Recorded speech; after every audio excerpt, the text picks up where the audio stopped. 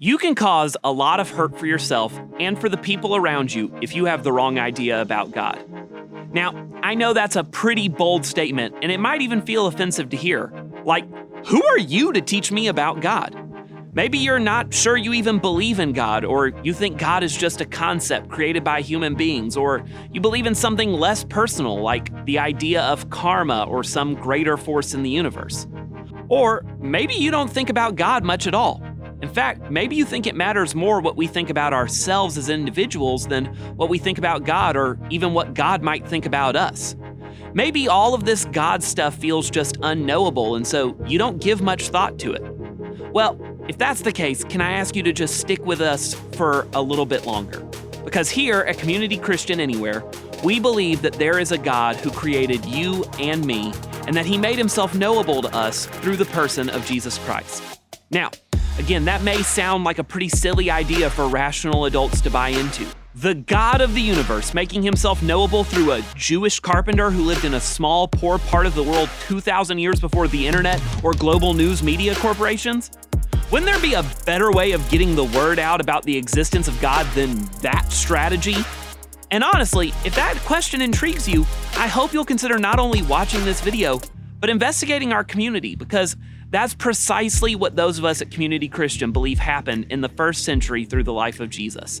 And we're a group of fairly sane, rational adults who would say that we have found a life of peace and rest and joy in following Jesus, who was once asked by His followers to show them what God the Father was like, and He said, "The Father and I are alike, the same. If you have seen me, you've seen the Father." And that's a bold claim that needs to be backed up with some pretty big evidence. And we believe the death and resurrection of Jesus are that evidence.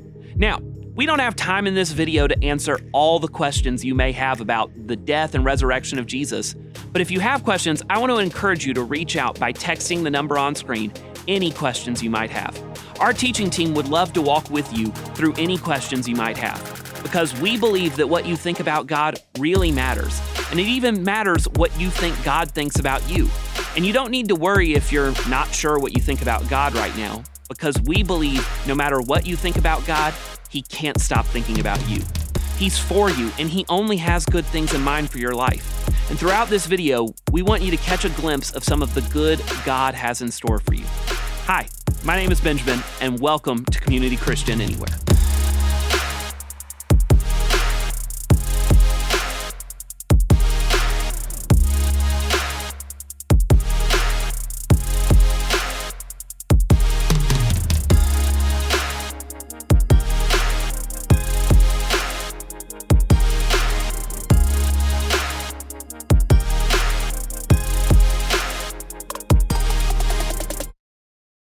So we're looking at one of the most famous stories Jesus told.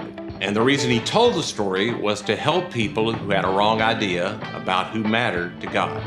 Now, that wrong idea really grew out of the wrong idea they had about God.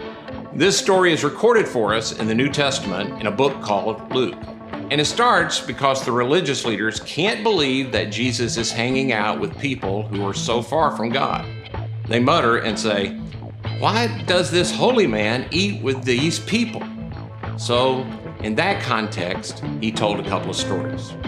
First, He told a story about a woman who had 10 coins and lost one of her coins. And because those coins represented her entire wealth, she turned her house upside down to find the one that she had lost. And then He told a story about a shepherd that had 100 sheep, 99 of them were safe and sound, and there was this one that was lost, and the shepherd went to great lengths to find the one that was lost. But then the last story Jesus tells, He raises the stakes. He doesn't talk about a coin or a sheep. The final story is about a father who lost a son. Last week, we talked about the incredible, generous nature of the Father, and that teaches us something important about God. So if you didn't hear that, you should look on YouTube or Facebook and catch up with that. But this week, we're talking about the younger brother. He's the second character mentioned in this story. So here's the way the story goes. Luke 15, verse 11. There was a man who had 2 sons.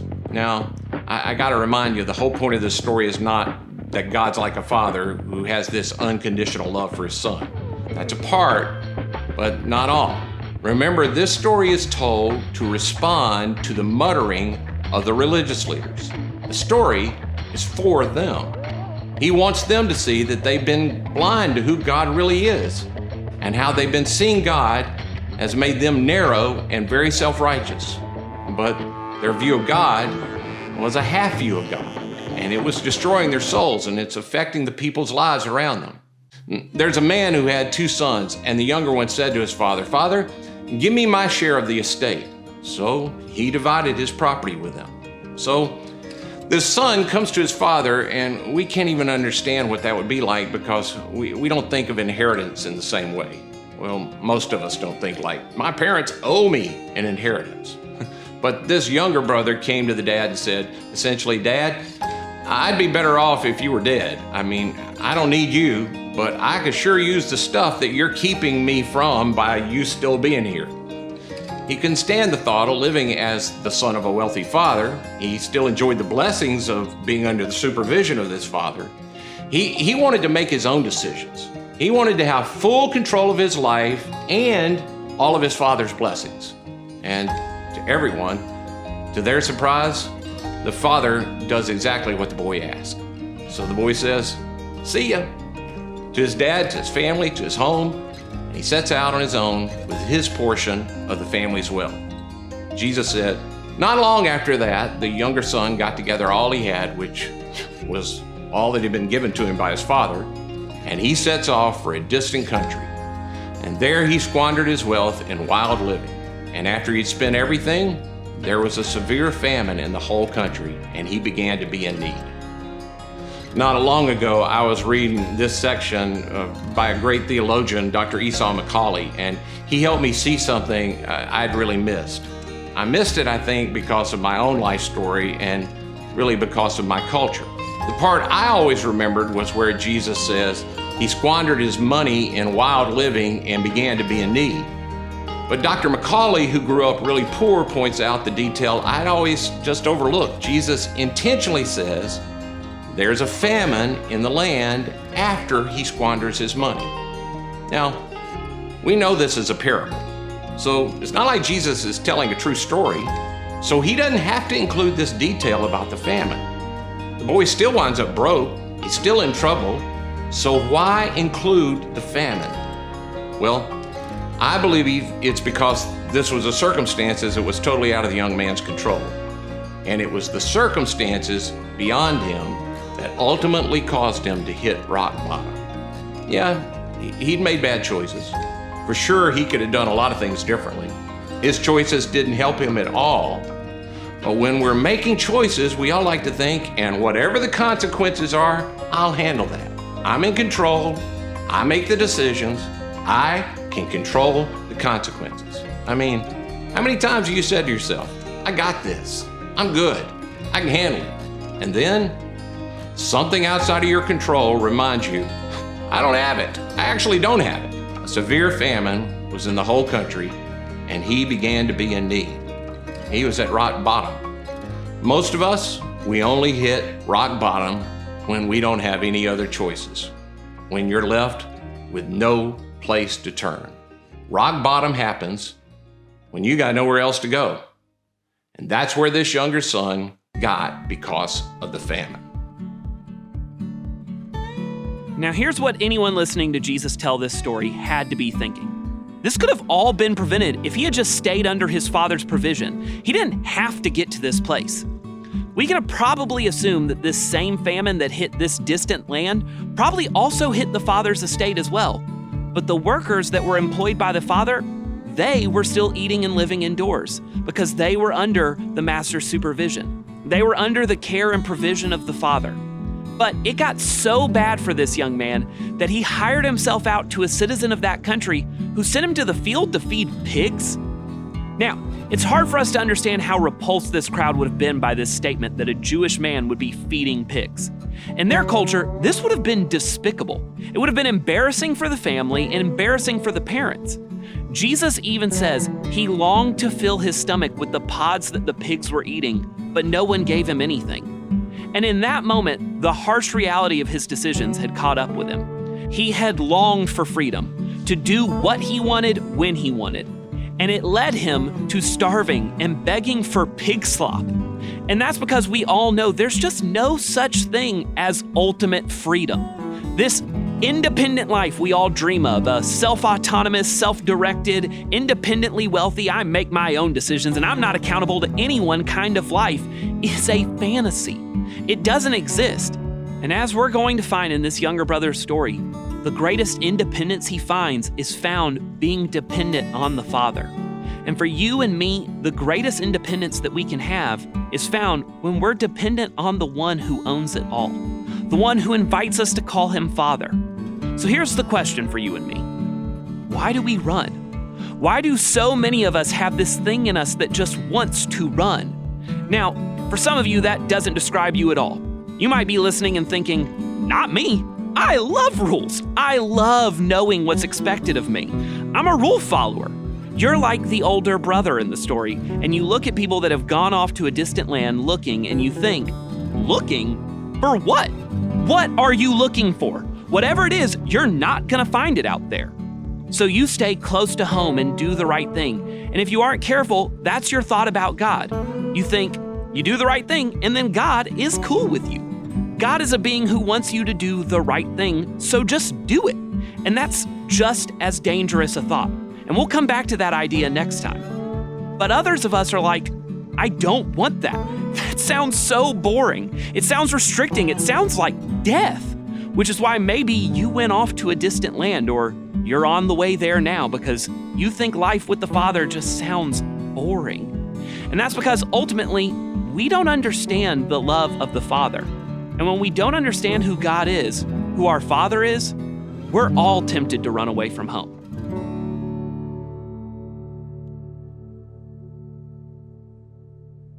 One of the things that's new to me in ministry over the last year is the conversations I wind up having with people virtually.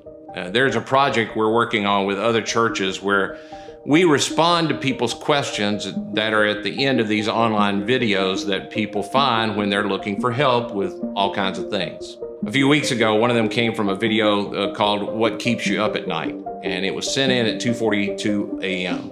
The man who sent the response said what was keeping him up was his relationship with his wife. So I responded and I said I'd pray and offered that we had some online marriage help if he thought that would help. And often, to be honest, we don't hear anything back after we pray, but this time the man responded and said, I don't know if it'd help, I'm in between two. And I thought he'd sort of gotten cut off, and I said, two what?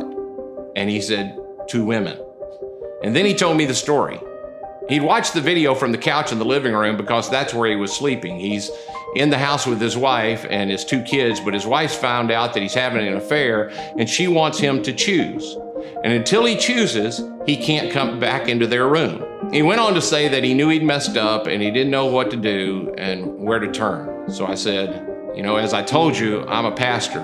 Are you a follower of Jesus? And he said, I screwed that up too. I used to be, but now I can't even pray. I said, what do you think God thinks about you in this situation? And he texted back, I think he's so frustrated with me. It just makes me sad. I mean, I can understand why he feels that way. I've been there. In fact, some of you may be joining in today and that's the way you think about God, the way he feels about you. Or you've been there because you hope he won't feel that way about you. So many people think if God had an emoji to represent him, it'd be the one with the hand over the face. The way God feels about me, he thinks, hey, come on, get it together, you moron. You know better than this. What are you doing? That conversation and others I've had remind me that without a proper view of the Father, I'll always be tempted to run away from home. When we miss the Father's heart, we'll always end up away from home. Just like this younger son had. He missed how the Father actually felt about him. I mean, we see it in this next scene. Jesus says he comes to his senses, which doesn't necessarily mean he had a heart change. It just may mean he didn't have anywhere else to go. But when he came to his senses, he said, how many of my father's hired servants have food to spare? And here I am starving to death. Even now, as he gets up to return, he has this incomplete idea about his father. He thinks if he goes back that his father might be generous enough to let him work there. But he has no idea the truth could be that what it really is going to be. So he says, I'll set out and I'll go back to my father and I will say to him. And then he writes this little speech. And I want you to notice his speech because I think inside of it is something that a whole lot of us relate to. He starts with, Father, I've sinned against heaven and I've sinned against you. What he's expressing is sorrow over what he's messed up. And I don't think that's a bad thing. I mean, if we really want to be Christian about it, what he's done is he's repented and he's confessed. I've been in this place, not just with God, but with my father. And not just my father, but my wife and my kids. I've messed up, and what I did hurt you. I've sinned against you. But it's more than that. I recognize I sinned against heaven as well. I know what I did was against the way the world's supposed to work. I knew, and I did it, and I'm sorry. Now, in part, when we do that, we do it because it's right, but we also know we've hurt the other person, and most likely they're angry.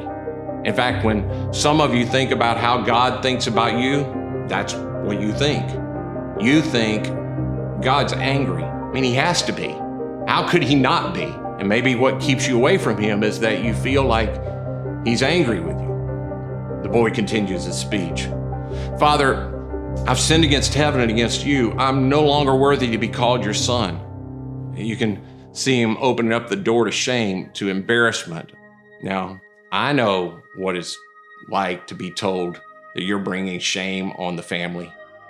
Maybe you've had a parent that cared way more about your last name than they did about your first name.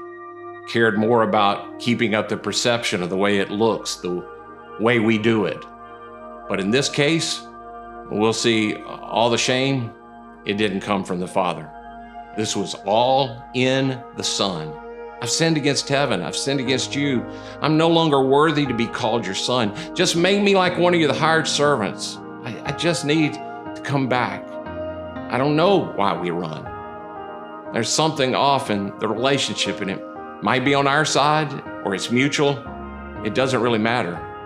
But we run because the relationship isn't strong enough to hold on to us. And then we stay gone for the same reason. The reason we don't come back is for the same reason, because of our perspective, what kind of father God really is. What is God really like? Maybe we run because we have misconceptions about God, but maybe we stay away because we have misconceptions about God. And at this point, when the boy says his little speech, remember, this speech, this story, it's for the religious leaders that Jesus is telling this. They're so off on how they see God, but the truth is, many of the other people are off too, and maybe so are you. So lean in right now. Listen as Jesus shows us what the Father is really like. And I always have to read this part out loud several times because it's so emotional for me. This is what God is really like. The son finally comes to his senses. He prepares his speech. He starts to walk. And then the most beautiful words. But while he was still a long way off, you know what that means, right? It means the dad never stopped waiting and watching. That the dad had never stopped hoping. That dad always had one eye on the road. Maybe finally when he went to sleep, his first move every morning was to walk around checking all the rooms, going out to the barns to see if this had been the night that he'd come home. And every night when he went to bed, I imagine him leaving one light on thinking, tonight could be the night. Maybe tonight's the night. Now I want to say something here because some people have children who are far off and they listen to this and they think they need to apply it to parenting. I just need to say to you, Jesus isn't giving parenting advice here. He didn't tell this story because someone said, hey, tell us how to handle wayward children. Jesus is telling us what God is like. He's a father that never gives up hope. So while he was still a long way off, his father saw him, was filled with compassion for him. And then that compassion caused him to do something. And it's something that no one in his culture would ever do. The dad takes off running toward his son. Think about it. He's wearing some kind of a tunic, which means he's got to hike up his skirt to run to his son. It was so undignified to do it. But the father doesn't care because he's so excited to see his son. He pulls up his tunic and he just takes off running. And then when he got there, he wraps his arm around his son and he hugs him and he kisses him. And before the boy could start his speech, "Father, I've sinned against." The father's like, "Who cares? You're home." He calls the servants and he says, "Bring the best robe, put it on him. Bring a ring, put it on his finger. Bring the sandals, put it on his feet. I want everyone to know that he's back under my provision and he's in my blessing. He's still part of the family. Bring that fat calf that we've been holding on for the special occasion. This is it. Let's have a party. Let's celebrate. My son is home." Now, if you're hearing that and you're thinking, "I know you said it wasn't parenting advice, but that's the way you train people to think that they can get away with anything. And that's not the way you handle that." I mean, he didn't even apologize. If there's any of that in you, well, Jesus' story isn't done yet. There's another brother in this story, and you're probably going to like him a lot. So be with us for the end of this conversation next week, and we'll talk about that. But for this week, I just want to remind you, Jesus was trying to get people to see a picture of what God is really like. Would you take just a moment and marvel at the love of this Father? Would you allow yourself to experience the beauty of the love of the Father and just know that no matter who you are welcome to come back home? I hope that throughout this video, you got a better glimpse at who God is. And by seeing him as a father who loves and gives unconditionally, you see yourself in a new light. You're not just a runaway. You're not a disappointment or a failure. You're a dearly loved son or daughter of a good Father who is waiting for you to come home. And all you have to do is turn to him. And if you want to talk about what that means, can I encourage you to text the words "next step" to the number on screen? Someone from our teaching team would love to reach out to you and talk with you about what your first step in coming back to your Heavenly Father looks like. You haven't gone too far. You haven't done too much. You are loved just as you are, so please don't hesitate to text right now. And never forget the most important truth you can take with you today. No matter what you think about God, he can't stop thinking about you.